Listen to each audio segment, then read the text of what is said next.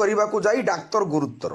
ଆଜି ଅପରାହ୍ନରେ କୁଲଡିହା ଅଭୟାରଣ୍ୟସ୍ଥିତ ରିଷିଆ ଡ୍ୟାମ୍ ନିକଟରେ ଏକ ଅସୁସ୍ଥ ହାତୀ ଚିକିତ୍ସା କରିବାକୁ ବ୍ଲକ ପଶୁ ଚିକିତ୍ସା ଅଧିକାରୀ ଡକ୍ଟର ସୁଭାଶିଷ ମହାପାତ୍ର ଯାଇଥିଲେ।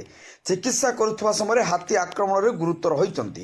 ସୂଚନାରୁ ଜଣାଯାଇଛି ଆଜି ମଧ୍ୟାହ୍ନରେ କିଛି ସବୁଜ ବାହିନୀ କର୍ମଚାରୀ ଅସୁସ୍ଥ ପାଇଲଟ ଦନ୍ତା ହାତୀକୁ ବାଲିଆନାଳ ବିଟ୍ ହାଉସ୍ ଅଧୀନସ୍ଥ ରୁଷିଆ ଡ୍ୟାମ୍ ନିକଟରେ ଅସୁସ୍ଥ ଅବସ୍ଥାରେ ଶୋଇଥିବା ଦେଖି ବିଟ୍ ଫରେଷ୍ଟର ସୌମ୍ୟରଞ୍ଜନ ମାଝୀକୁ ଖବର ଦେଇଥିଲେ। ଉକ୍ତ ଖବର କୁଲଡିହା ରେଞ୍ଜର ସୁଭଦ୍ର କୁମାର ବେହେରାଙ୍କୁ ଜଣାଇବା ପରେ ସେ ସଙ୍ଗେ ସଙ୍ଗେ ପଞ୍ଚଲିଙ୍ଗେଶ୍ୱର ଫରେଷ୍ଟର ଭାଗ୍ୟଶ୍ରୀ ଦ୍ୱିବେଦୀଙ୍କୁ ବ୍ଲକ ପଶୁ ଚିକିତ୍ସା ଅଧିକାରୀ ଶ୍ରୀ ମହାପାତ୍ରଙ୍କୁ ନେଇ ଅଭୟାରଣ୍ୟକୁ ଆସିବାକୁ ନିର୍ଦ୍ଦେଶ ଦେଇଥିଲେ।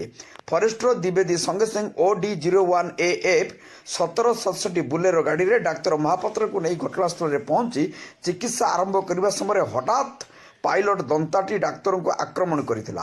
ହାତୀର ଗୋଟାଏ ପାଦ ଡାକ୍ତରଙ୍କ ପିଠି ଉପରେ ପଡ଼ିଥିଲା।